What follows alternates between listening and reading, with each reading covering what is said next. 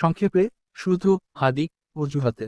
১. খুলনা ও চট্টগ্রামে ভারতের হাইকমিশনের কার্যালয় ও বাসভবনে হামলা। ২. প্রথম আলো ও ডেইলি স্টারের ঢাকার প্রধান কার্যালয় ভাঙচুর ও অগ্নিসংযোগ। ৩. ধানমন্ডি ৩২ নম্বরে আবারও অগ্নিসংযোগ ও ভাঙচুর। ৪. ছায়ানটের কার্যালয়ে ভাঙচুর, অগ্নিসংযোগ। ৫. ইন্দিরা গান্ধী কালচারাল সেন্টার ভাঙচুর, অগ্নিসংযোগ। ৬. উত্তরাতে ৩২টি দোকান ভাঙচুর ও আওয়ামী লীগ নেতার বাড়িতে অগ্নিসংযোগ। ৭. রাজশাহীতে ডেইলি স্টার প্রথম আলোর কার্যালয়ে ভাঙচুর। ৮. ধর্ম অবমাননার অভিযোগ এনে ময়মনসিংহে এক হিন্দু যুবককে গাছে ঝুলিয়ে পিটিয়ে হত্যা। ৯. চট্টগ্রামের প্রয়াত মহিউদ্দিন চৌধুরীর বাসায় পুনরায় অগ্নিসংযোগ, ভাঙচুর। ১০. সাবেক মন্ত্রী বীর বাহাদুরের বাড়িতে অগ্নিসংযোগ। ১১. নিউজ এজ সম্পাদক নুরুল কবিরের উপর হামলা।